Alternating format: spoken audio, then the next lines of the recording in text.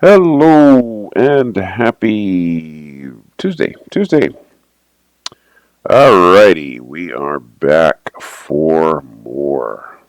So we have our friends here on the screen here. Let me bring the image down, move it over here where you can see it.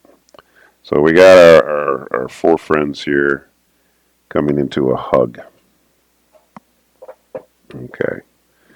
And once again, for those who are new to what we're doing or what I'm doing, I am working on a little film and I am going through and animating scenes in real time and talking about what I'm doing while I'm doing it because as a teacher, an online teacher of animation, character design, so on and so forth, I like to talk about the step by step processes while they go.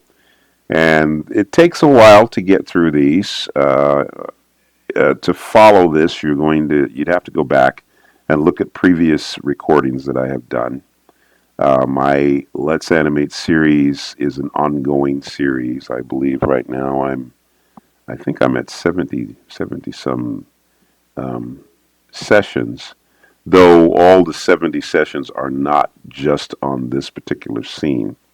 Don't recall exactly how many sessions there are on this short film because I've done some other stuff as well.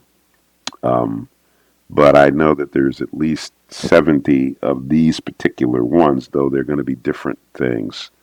Of this particular film, I don't know exactly how many there are, but you'll have to go back and you'll be able to tell from looking at the thumbnail what I'm working on. Because there's other animations I've done that are not this scene, or this film. Anyways, the point being is that the idea is that if you're making your own film and you're running across issues of what to do when you're animating and how to approach things, I do things in a step by step manner so that you can see what I'm doing, uh, literally step by step. And I don't tend to do the long form, several hour long things that you have to slow down and look at step by step. I do them in real time so that I can talk about stuff. Also, too, another thing I encourage is that if you have questions about something, put it in the comments. Ask about something that I've said or done. I do check the comments, and I will address something if I see it to be helpful to you because this is what this is for, to help you make your film and to address issues because every animator has a different approach to what we do. So, all right. So, anyways, so we got our four little guys coming in here, hugging each other, and diving in. Let's see. I think I had Jason kind of flying in here from the side. Yeah, that's right. He's coming in. I had gone and done a separate image to get everybody into the frame. Let's see. And I think I had Miguel. Miguel was coming down and then he was coming up. Right. Well, let's see. Maybe we'll throw a frame in here. Let's see. Maybe we throw the frame in there. Maybe between here and here. That's not a bad idea. So we'll add a frame. And I think, one of the things that I'm seeing here is that Nora's down here, and then in the next frame, she's up here. So let's have a frame where Nora maybe crouches down. So maybe we have a frame where she's down. She's down maybe here, like an anticipation drawing, right? So maybe it's this kind of thing where she's down, right? I could even have her looking up when she's down. So I could even do, and you can see I'm just sketching here. So like she's down there, down, and then up, you see. So I could do let's see. Well, I could grab her head just in general here, and I could copy that, go back one frame, paste it, bring it down here, and tilt it a little bit. Yeah. So now I've got a little bit of Nora there I can work with. So I can come in here and erase out some things to kind of anchor that head in the right place. Let's see. Making my eraser a little smaller. Okay.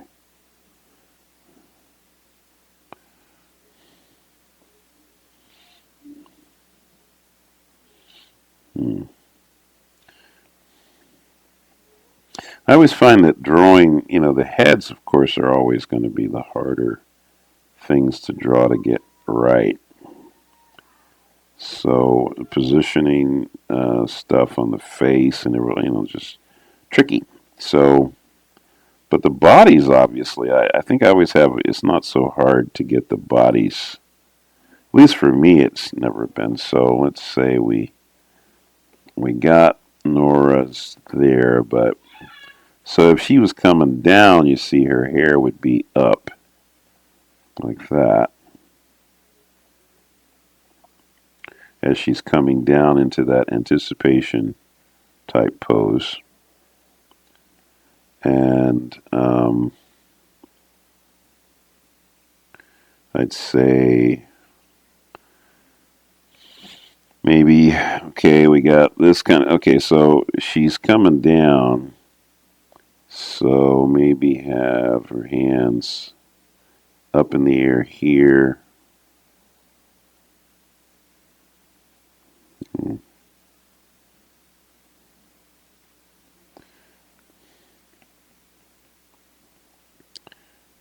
And same thing here. This hand would be up. Um, she's gonna kind of crouch down. See, so she's coming down, and then she's gonna go up. See, so we'll have to have a frame to get her up there. Now we got Lenny coming in here. So on that frame, see, Lenny would have to come down and then go up. So, okay, so we got to get, okay, so Lenny's there and then he's there. So what we could do here is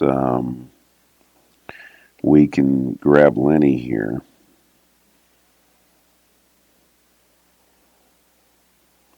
And I'm really kind of going around him here so that I don't have so much of Nora to erase to get Lenny in here. So we go copy, go to that frame, paste. Now we'll bring Lenny down, you see, because the idea is we want to get him down before he comes back up again. So maybe, let's see,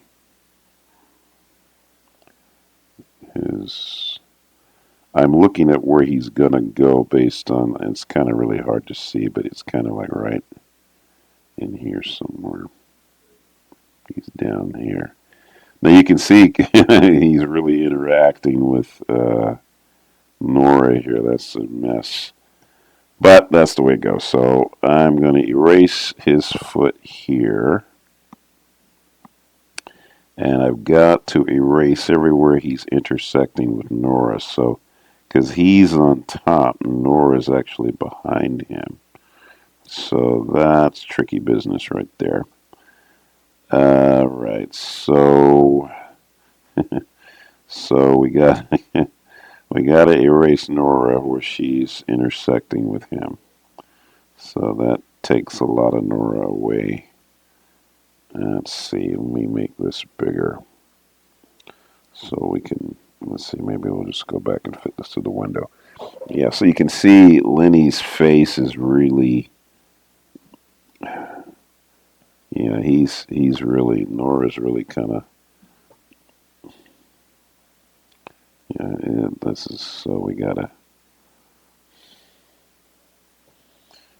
take Nora out of the picture here so you can see. So you see what we get because she's behind him. You see. So let's see.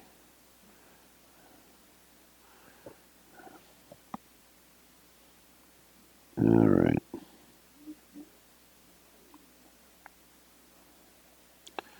Yeah, it's real tight, real dicey. So yeah, so we got to get Nora. You got to get Lenny back in here. See, so Lenny is like there. That's Lenny.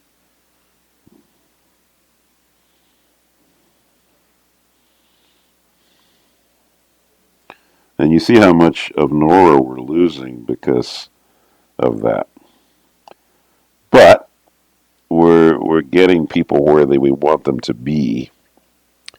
Let's see. I guess okay. So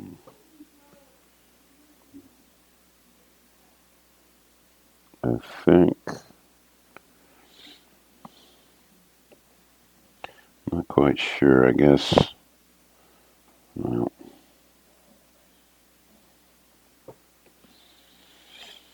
mm, Nora's arm. I think's probably doing that. I think that's Nora's hair right there. You know, another way to handle something like this when you got characters overlapping so much is to put them on separate layers. That works pretty good too. But it becomes more layers that you have to deal with. So, and when characters interact, you know, this was a thing that I always had an issue with in the old days of when I'm learning animation. Was I was thinking if characters are on different layers, it's going to be hard to get them to look like they're actually touching each other. You know, so there's all sorts of problems that come with multiple character scenes where you got a lot of characters doing things at the same time. But there you go. Let's see. Yeah.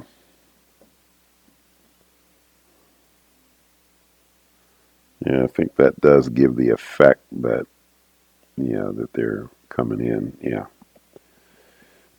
Now then, I look to see how that affects everybody else, and then we got Miguel was coming up. You see, now, he had gone down to there. I guess we could cushion him down and then have him just jump up. So here's a thought. Let's see. He's coming up there. So we could take Miguel. Let's see. Wait a minute. Let's make this smaller so you guys can kind of see better because I've got Miguel is on that side of the screen and he's kind of covered up by my hand, my image. So let's get him out in the clear. So let's grab Miguel. Okay, and we'll copy. Go ahead to one frame and then paste. So we'll have Miguel come down a little more. There. And then go up. So he's going down a bit more and then up. We could, let's see, down, boom, up. So he's down and then up. Well, I could also start to have his arms swing too. So I could go, because when he goes up here, his arms swing the other way. So I could grab this arm here and move the pivot point there, and then start to swing that arm down, you see, like that.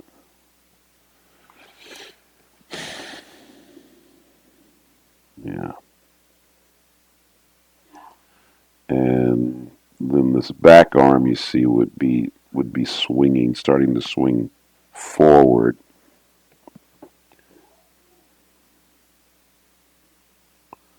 Yeah, see, it would starting to be swinging that way, right? Okay. Yeah, so you see, yeah. You see how Miguel is, he's down and then he's up. Now I could probably,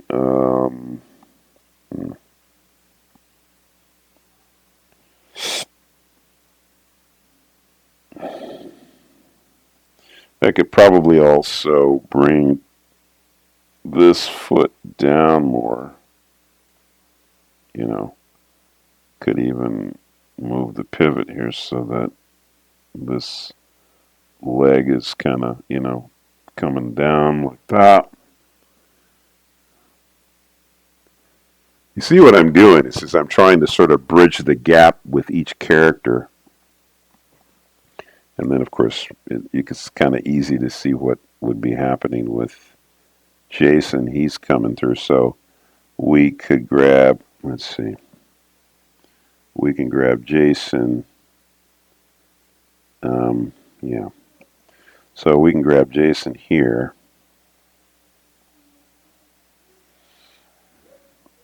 And copy that. Go to the next frame, paste it, and we can move Jason.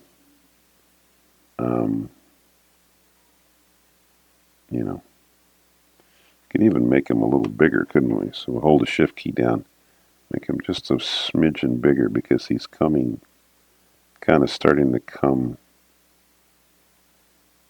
Yeah, maybe he's getting there.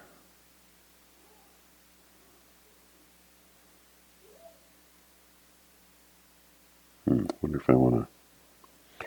Had a thought here about turning his head a little bit to get him into the position that he's going to get into. Let's see. So,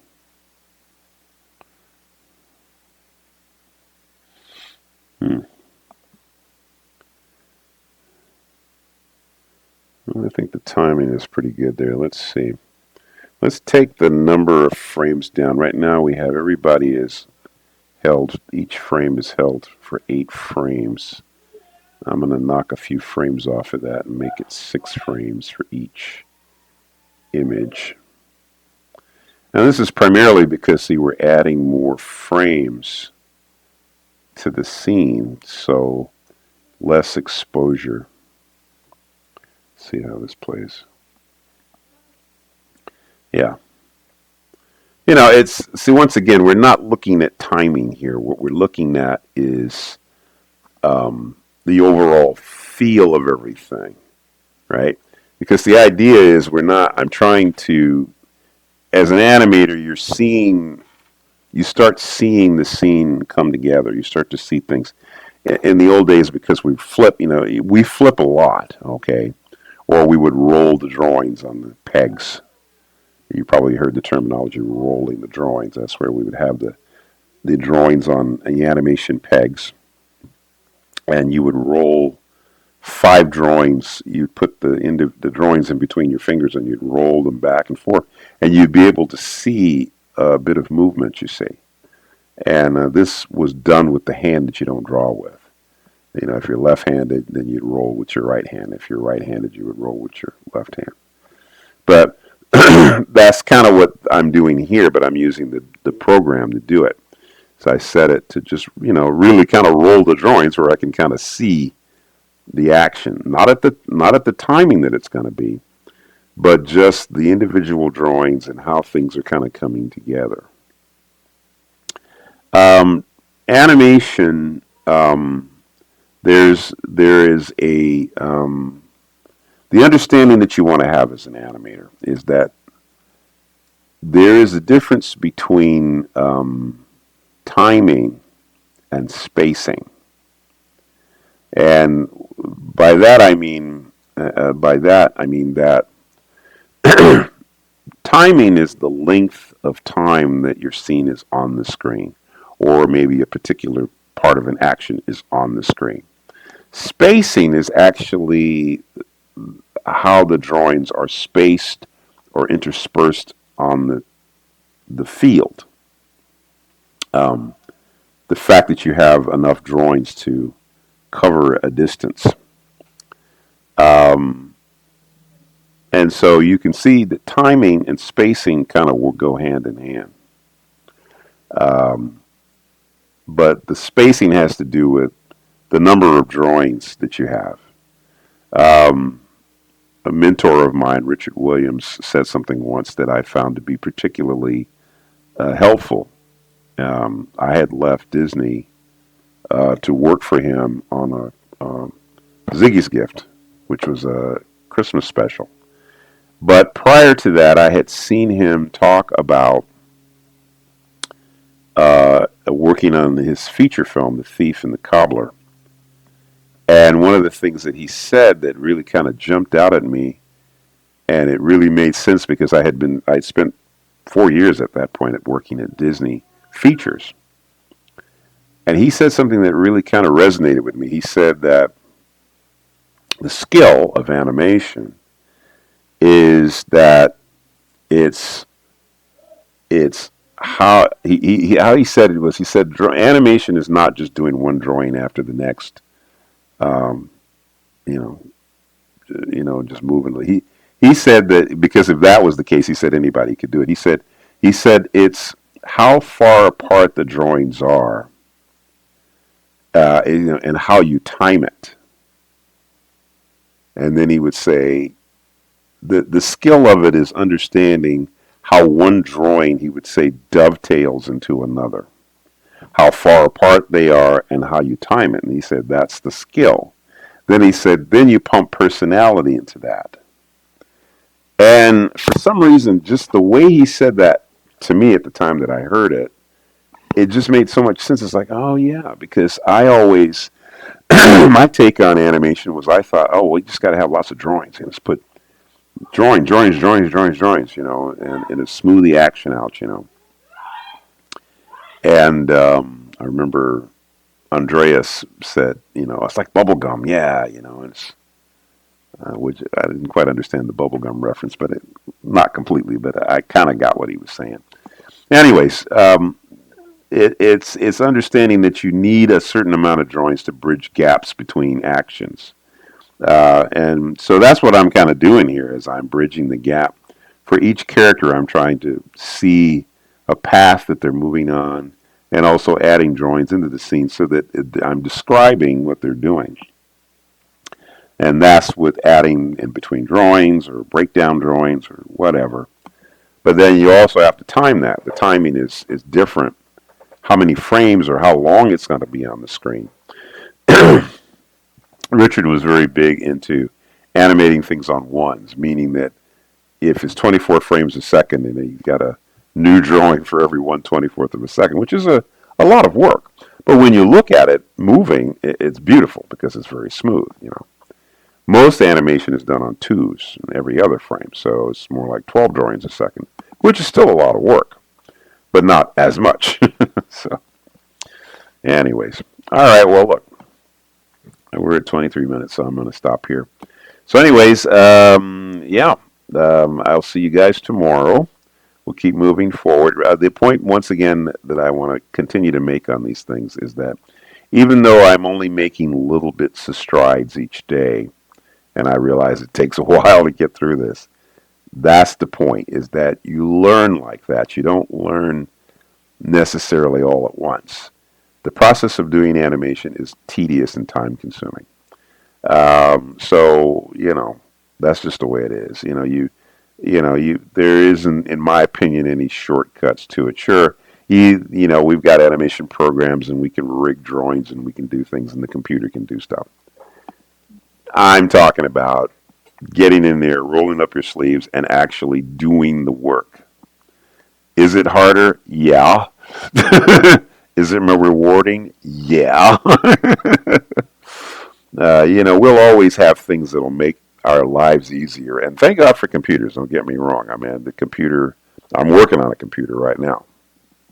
And what this computer can do definitely makes my life a lot easier. But what I am saying is that the human element to creating something is what I would think you'd want. I would think that's why you're doing it. So let the computer help you where the computer can help you. And I even will go as far as to say I can't imagine. I can imagine that AI could be very helpful to independent artists as well. I think it just comes down to how it's used. So, all right, good people, have a great day. Have a lovely day. Don't forget to thank God for the talents and gifts that you have, that you bring to this. All right, I'll see you tomorrow. And don't forget, Jesus is Lord.